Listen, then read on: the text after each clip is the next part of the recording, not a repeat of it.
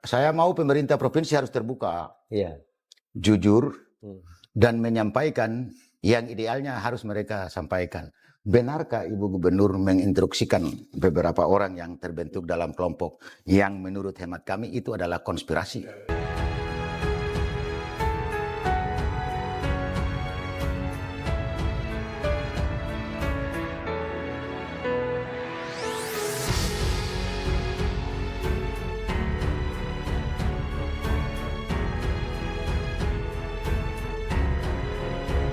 Assalamualaikum warahmatullahi wabarakatuh.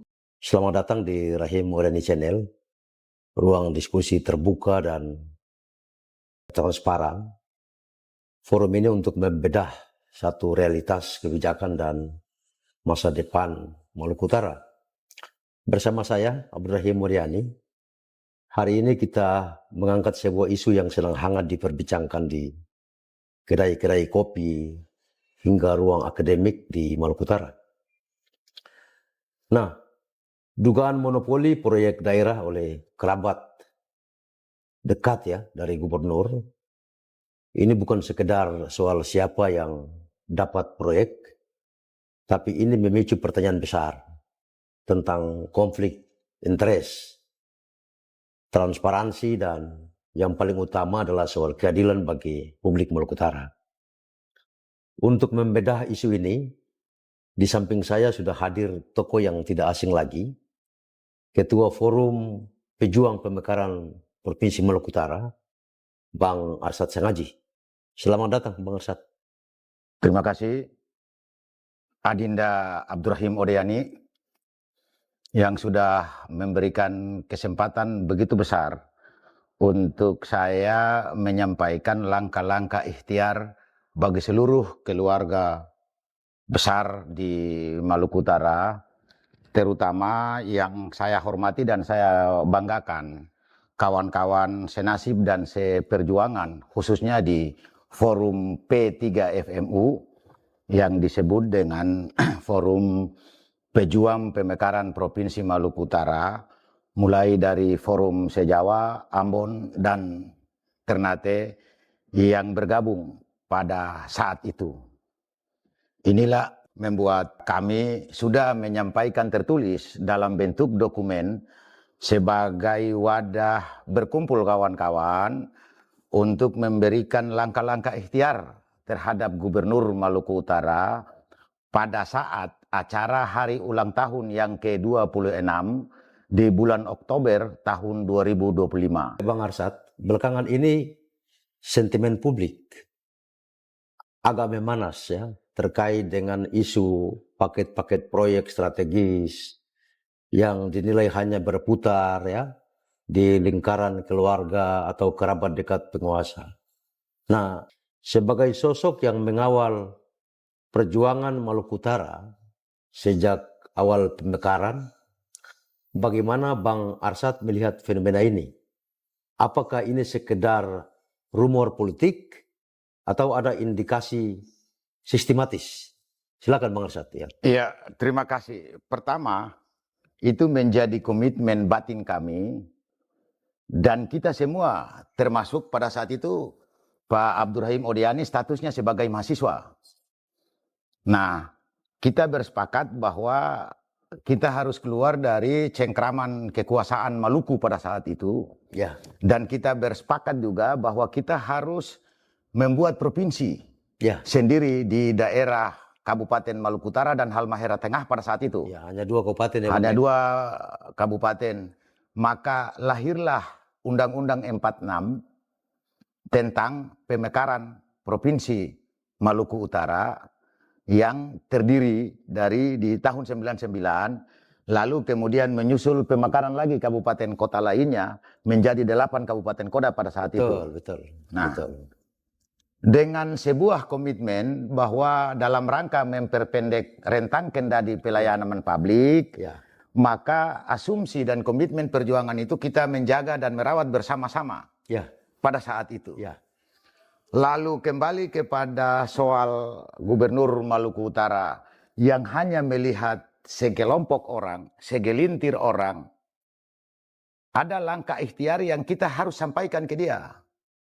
Kita sampaikan ke dia itu pada saat pernyataan sikap tahun 2025 Pada saat dalam ulang tahun ke provinsi ya, itu. kalau tidak salah hari ulang tahun yang ke-26 Provinsi Maluku Utara, lalu dibuatlah gelar oleh OPD waktu itu, lalu mengundang narasumbernya Abang Ipul, Abang Saiful Bahri Rurai, untuk sebuah diskusi. Oh, yang digagas oleh Kepala Dinas Pendidikan pada Ya, saat itu ya. nah pada saat itu kebetulan saya tidak sempat hadir. Ya. Lalu kemudian acara hari ulang tahun itu kemudian menjadi wacana publik Maluku Utara. Ternyata skema untuk provinsi tidak hanya sekedar mensyukuri sudah usia 25 tahun di provinsi ini telah dimekarkan. Lalu ada acara Ramatama. Karena diskusi itu juga kita ketemu Ibu Gubernur Maluku Utara Ya. di Kota Ternate, tepatnya di Hotel Bella, Ya. lantai 4. Ya. Nah, acara itu juga kalau nggak salah itu tanggal 15 Oktober Ya. Tahun 2025. 2025. Itu kita sudah menyerahkan sejumlah dokumen sebagai langkah hati-hati dan ikhtiar kita Ya. atas nama FMU kepada Ibu Gubernur. Ibu Gubernur. Tapi pada kenyataan di tahun yang sama ternyata Ibu hanya memberikan kue pembangunan itu hanya segelintir orang. Yang menurut hemat kami bahwa tidak representasi mewakili terutama pengusaha-pengusaha lokal yang ini adalah pilihan profesi. Nah, dari tahun itu kemudian berkembang lagi. Di 2026 ini juga orang yang sama, pelakunya yang sama, oknumnya yang sama, dan tidak berubah dari mekanisme itu yang kita sampaikan ke Ibu. Ya, menarik ya. Tadi Bang Arsa sampaikan bahwa di kala itu Maluku Utara itu dia masih di bawah pemerintah Provinsi Maluku pada saat itu. Lalu kemudian Bang Arsa sebagai seorang aktivis ya pada saat itu yang kebetulan kuliah di Kota Ambon bersama kawan-kawan menggerakkan kelompok mahasiswa bersama dengan masyarakat Maluku Utara untuk berada dalam satu garis perjuangan. Sebuah kesadaran yang melatar belakangi perjuangan itu karena soal proses pelayanan pemerintahan yang begitu jauh agar dapat mendorong rentang kendali itu bisa digapai. Di sisi yang lain, ya ini provinsi yang sudah terbentuk, cita-cita pada saat itu bagaimana agar masyarakat dan daerah Maluku Utara ini bisa mencapai satu kesejahteraan, kira-kira begitu. Nah, karena itu tadi Bang Arsa sampaikan bahwa sudah berulang kali ya pernah ketemu dengan Ibu Gubernur agar dalam kepemimpinannya itu bisa mengatur ini sedemikian rupa sehingga kue pembangunan itu bisa dirasakan oleh masyarakat. Nah, menarik Bang, tadi Bang sampaikan bahwa ternyata kue pembangunan dimaksud ini kan soal paket pekerjaan jasa konstruksi nih. Nah, ini seolah-olah dinikmati oleh segelintir orang. Tetapi Bang Arsyad, ada informasi yang saya dengar, bahkan saya baca, bahwa proses pelelangan jasa konstruksi itu dilakukan menggunakan lelang resmi, terbuka, dan kepada siapapun itu boleh ikut. Jadi yang tentu yang dimenangkan itu harus memenuhi syarat. Bagaimana tanggapan dari Bang Arsyad soal ini? Ya, terima kasih. Kalau itu ruang diberikan itu dilaksanakan, semua orang termasuk kita ini putra daerah juga ikut.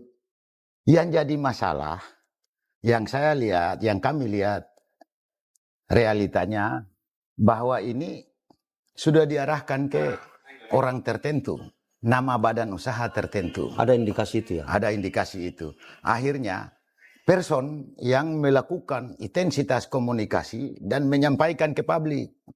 Begitu kawan-kawan yang notabene-nya adalah kita pengusaha lokal, itu kita datang itu mereka jawab bahwa sudah selesai. Bahwa Berarti tidak ada pengumuman terbuka? Ya, ada dua model kan, model elektronik yang e-katalog dan model terbuka untuk umum. Nah, kita bisa ikut, fakta menunjukkan ternyata sekelompok orang yang mengatasnamakan lalu kemudian membawa badan usaha di luar kawan-kawan Maluku Utara. Ironisnya lagi mereka menjual. Jadi yang mereka dapat ini adalah orang-orang yang mengatasnamakan ya. Mengatasnamakan siapa itu kira-kira? Ya, penguasa setempat tentunya kan Oh. mengatasnamakan ini arahan Ibu Gub tentunya. Nah, kenapa sampai kami mau harus ada dialog terbuka? Ini sebetulnya media. Sebetulnya media, karena yang kita baca opini itu Saluran ya, saluran itu menyampaikan itu kan sepihak. Ya. Artinya media menggelinding itu, kemudian kita juga sama-sama membaca, melihat faktanya bahwa ada yang terselubung. Nah, bagaimana caranya? Kita harus buka ruang supaya ada media.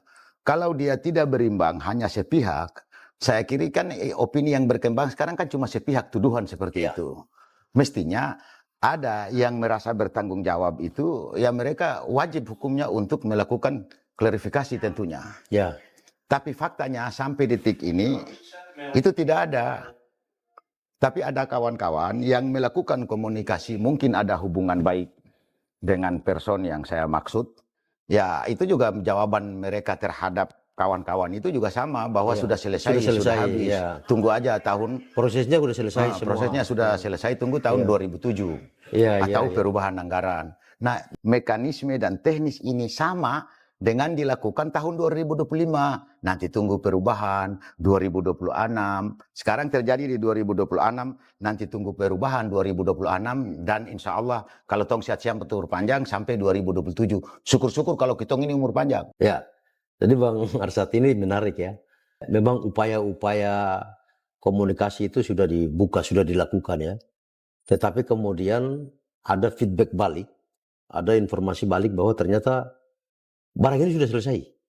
Baru selesai. Jadi berarti semacam ada indikasi menciptakan satu iklim usaha yang tidak adil ya, begitu ya.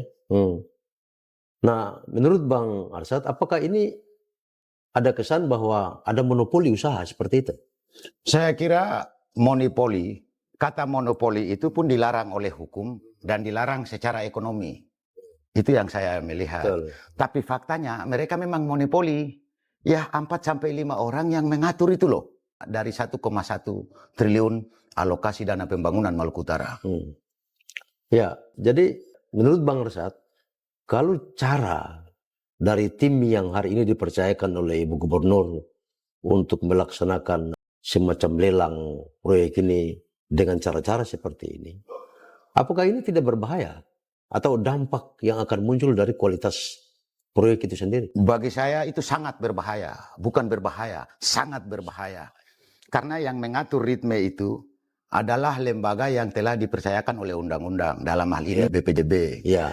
Tapi ada person, ada orang yang meyakinkan lembaga itu juga tidak berfungsi. Jadi semacam ada kurir yang menghubungkan kekuasaan dengan pelaksana di lapangan. Dalam hal ini BPBJ. Itu satu.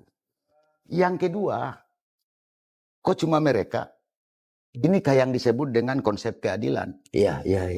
Timbul pertanyaan menurut saya adalah di mana mereka pada saat itu? Kita tidak membutuhkan mereka harus menghargai dan menghormati kawan-kawan kita semua. Tapi kita harus sepakat dan memiliki komitmen yang sama. Satu, menjaga dan merawat negeri ini. Ya. Yang kedua, konsep keadilan itu harus ditegakkan di bumi Maluku Utara. Dan yang ketiga, karena ada keadilan tentunya ada pemerataan.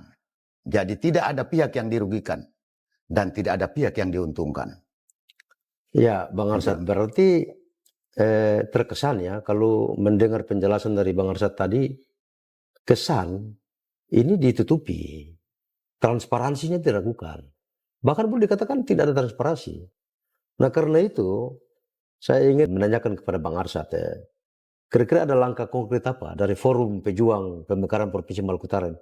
Apakah akan ada desakan hukum atau jangka mitigasi moral ya? Misalnya ketemu dengan Ibu Gubernur, kemudian menyampaikan ini terhadap kinerja yang mereka lakukan saat ini. Kita minta, kita ini mau melakukan insya Allah pekan depan akan dilakukan di dialog terbuka. Dialog terbuka ini media dan mengundang para narasumber. Kemarin itu direncanakan tanggal 27, tapi karena ada narasumber dari bidang ekonomi, Saudara yang terhormat Dr. Asis Hasim, dan Saudara yang terhormat Dr. Hendra Karyanga dari perspektif hukum yang dia kaji sebagai narasumber. Nah, ini kita mau uji apakah argumentasi kita dan mereka yang terlibat dalam status sebagai narasumber dengan melakukan pendekatan sesuai dengan keilmuan yang mereka peroleh itu terbukti atau tidak. Nah, itu yang pertama. Karena yang kedua, mau transparan bagaimana? OPD saja tidak punya kewenangan. Karena OPD yang punya program itu. Ya, OPD ini kan program kan diserahkan ke BPJB. BPJB ini kewajiban untuk mengumumkan ke publik supaya siapa saja yang bisa mengikuti pelelangan itu.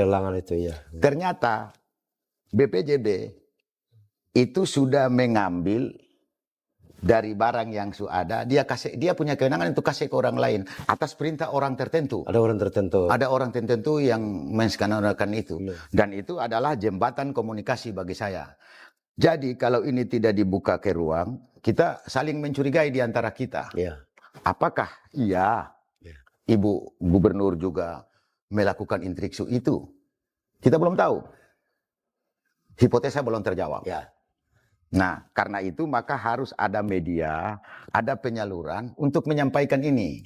Bagi saya, yang diminta oleh mereka yang diminta untuk jadi narasumber, ya kami akan menyampaikan surat secara resmi. Soal mereka datang atau tidak bukan urusan kita, tapi kewajiban kita untuk menyampaikan ke mereka. Nah, itu kira-kira. Berarti Bang Arsad ini tidak tinggal diam nih. Nanti ada desakan ya? Ini kita konsolidasi ada terus. Desakan. Berarti desakan itu tentu dengan hal-hal yang sifatnya ilmiah ya dan konstruktif ya. Bukan berteriak di jalan tetapi menyiapkan satu forum semacam diskusi yang melibatkan narasumber yang kapabel ya. Narasumber yang punya latar belakang ilmu pengetahuan di bidang hukum, kemudian di bidang ekonomi, dan saya sarankan Bang, di bidang perencanaan juga. Begitu. Ada itu di kampus-kampus kan banyak tuh. Nah, sehingga ini bisa mereka dudukan itu. Nah, sebelum mengakhiri podcast ini ada hal-hal apa, ada pesan apa yang perlu Abang sampaikan? Saya mau pemerintah provinsi harus terbuka, jujur, dan menyampaikan yang idealnya harus mereka sampaikan. Benarkah Ibu Gubernur menginstruksikan beberapa orang yang terbentuk dalam kelompok yang menurut hemat kami itu adalah konspirasi?